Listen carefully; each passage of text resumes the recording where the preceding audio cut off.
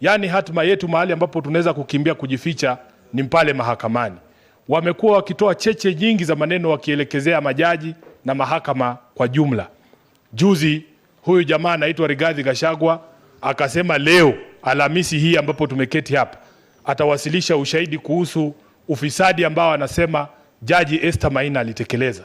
Ameamuka asubuhi vile sisi Wabukusu huwa tunasema siku imefika.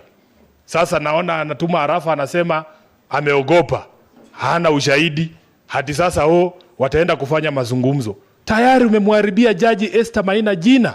Na mimi nataka huyo Jaji Esther Maina insist ya kwamba lazima Gachagua alete huo ushahidi, kwa sababu jina lake tayari limeharibiwa. Mtu anatupa maneno tu akiambiwa leta ushahidi, leo hii ameamuka amesema hana ushahidi. Mtu muoga huyo. Kazi ni kutupa tu cheche za maneno kwa podiums na kuwaingilia majaji ambao wanafanya kazi. Namba 2 ni kinaya kubwa kwamba unajua mmetuambia hapa juu ya hiki chama mkikianzisha. Kinaya kubwa sana kwamba wapwani walikuwa wanafikiria kwamba watapata ile hifadhi chini ya chama cha PAA. Ni kinaya kubwa kwamba chama cha PAA ndio kinabomoa paa za nyumba za watu wa pwani kule Taita Taveta. Na baba alifika pale kwa ajili ya swala hilo na kusimama na watu wa Taita Taveta na watu wa pwani kwa jumla, kwamba huwezi kutuambia kwamba unajenga nyumba za gharama ya chini ila hali wale tayari ambao wameafford nyumba zao unabomoa hizo nyumba. Hiyo ni kinaya, si kinaya.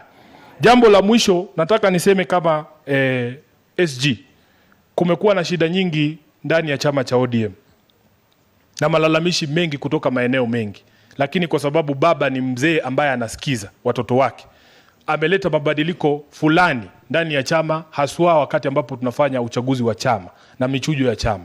Tumesema kwamba hatutakuwa na bodi ya kitaifa ya kusimamia uchaguzi tena.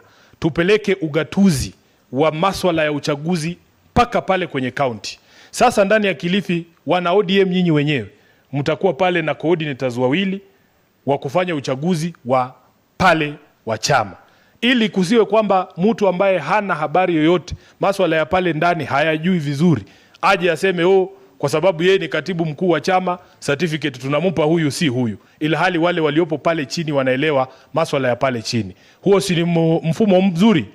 Mtaunga huo mfumo wana ODM sasa? Asanteni sana. Nataka tusimame sisi sote sasa, tumkaribishe kinara wetu, rais wetu Mheshimiwa Raila